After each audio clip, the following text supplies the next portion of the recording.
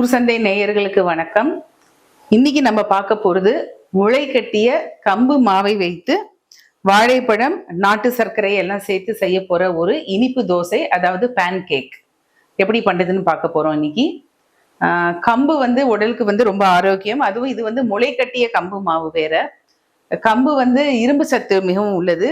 ரத்தத்துல உள்ள கழிவுகளை போக்குறதுனால மார்னிங் நம்ம கம்பு சாப்பிட்டுட்டு நம்ம வேலைகளை ஆரம்பிக்கும் போது நாள் முழுசுமே நம்ம சுறுசுறுப்பா ஃபீல் பண்ணுவோம். நம்ம மேலும் புரதச்சத்தும் அதுல புரோட்டீனும் நிறைய இருக்கு.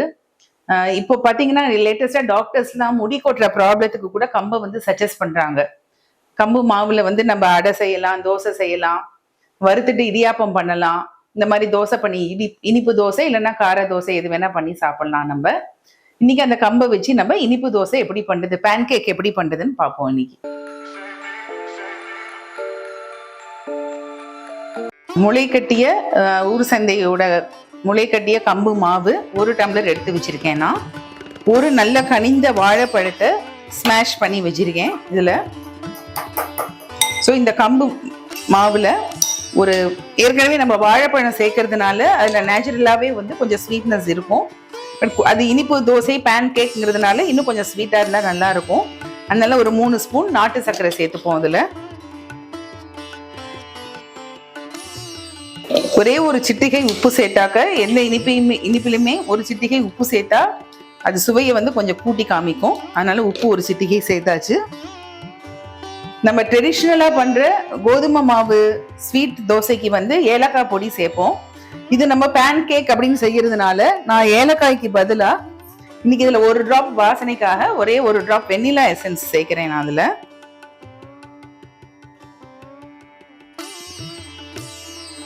ஒரு 1/4 அரை டீஸ்பூன் வெண்ணிலா எசன்ஸ்.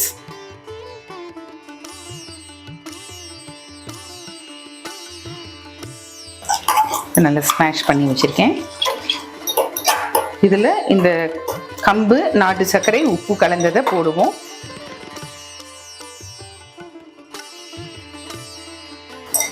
இதை ஒரு ஸ்டார்டர் மாதிரியோ இல்லைன்னா டெசர்ட் மாதிரி கூட உங்க குழந்தைங்களோட பர்த்டே பார்ட்டி அதுக்கெல்லாம் செஞ்சு கொடுக்கலாம். நீங்க செஞ்சுட்டு மேலே சின்ன ஃப்ரூட்ஸ், பைனாப்பிளையோ இல்லைன்னா வாழைப்பழத்தையோ பொடியா அந்த பேன் கேக் மேலே கட் பண்ணி வச்சுட்டு, இல்லைன்னா ஹனியை விடலாம், இல்லை சாக்கோ சிரப் போடலாம். அதுக்கு மேலே விடும்போது பார்க்கறதுக்கு ரொம்ப கேட்சியா இருக்கும்.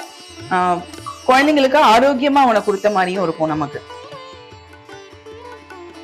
இதை நல்ல ஒரு தோசை மாவு பதத்துக்கு இதை கரைச்சிப்போம். அதை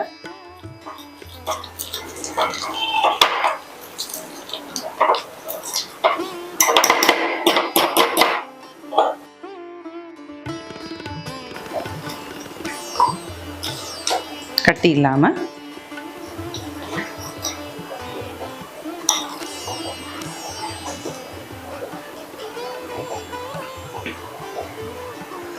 இதுல வேற எந்த மாவுமே ஆட் பண்ண தேவையில்லை. கம்பு மாவுல முளை கட்டிய மாவுங்கிறதுனால வேற எதுவும் சேர்க்க வேண்டாம்.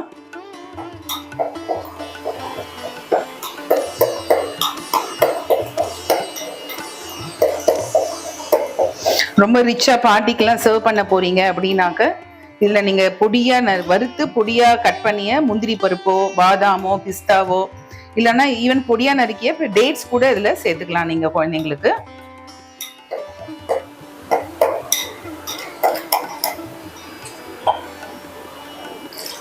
ஒரு ஃப்ளோயிங் கன்சிஸ்டன்சி வரணும்.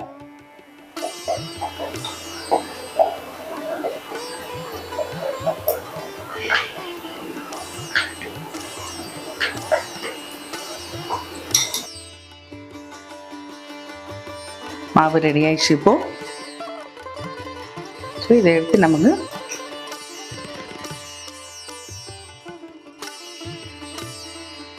விட்டோம்னாக்கா வருது. தோசை மாவு பார்த்துக்கு சரியா இருக்கு. இப்போ நம்ம இதை எப்படி செய்யறதுன்னு பார்ப்போம். பேன் கேக்கா அடுப்பை பற்ற வைக்கிறேன். தோசைக்கல்லை வச்சு, இது என்கிட்ட ஊத்தப்பம் கல் இருந்ததுனால ஈஸியா பண்ணலான்னு அந்த கல்லை வச்சிருக்கேன். ஆர்டினரி தோசைக்கல் இருந்தாலும் அதை வச்சுக்கலாம், எதுல வேணா பண்ணலாம். அது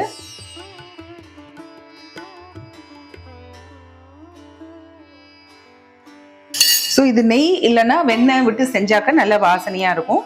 நான் இன்னைக்கு வெண்ணெய் வச்சு செய்கிறேன். இதை இது நான்ஸ்டிக் தான், நமக்கு வந்து எண்ணெய் நெய் வேணும்னு அவசியம் இல்லை. இருந்தாலும் நம்ம குழந்தைங்களுக்கு செஞ்சு கொடுக்கறதுனால பேன் கேக்கை நெய்யோ இல்லை வெண்ணெயோ விட்டு செஞ்சால் உடம்புக்கும் நல்லது, நல்லா வாசனையாகவும் இருக்கும்.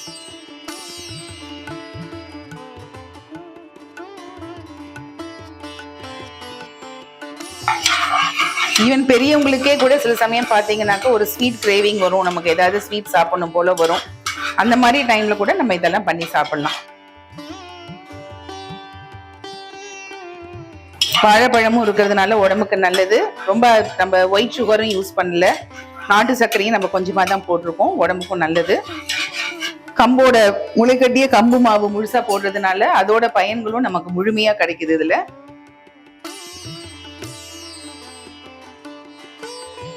கல்லு நல்லா காஞ்சாச்சு.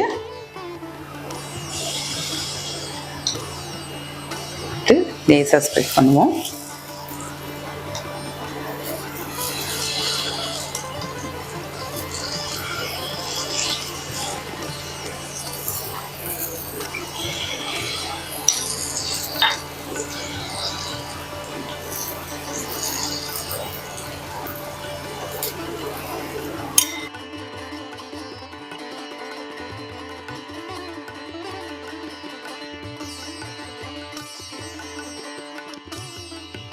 கொஞ்சம் சிம்ல வச்சு செய்யணும். இது இல்லைனாக்க சீக்கிரமா அடியில வந்து கோல்டன் கலர் ஆகி கருப்பாயிரும், ஆனா உள்ள வேகாம இருக்கும். அதனால சிம்ல வச்சு வேக விட்டாக்க ஒரே மாதிரி கோல்டன் கலர்ல வரும்.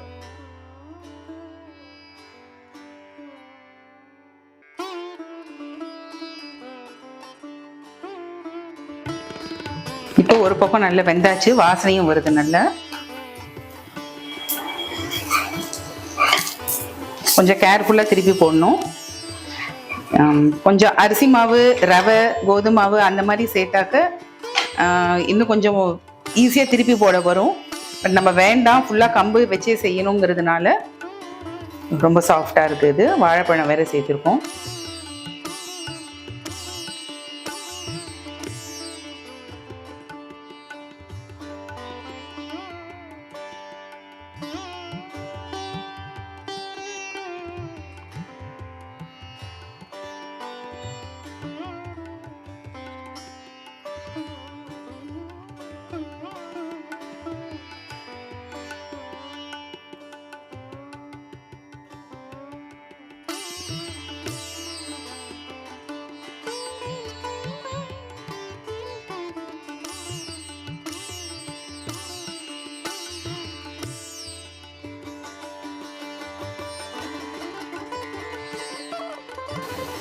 ரெண்டு பக்கமும் நல்லா வெந்தாச்சு. இப்போ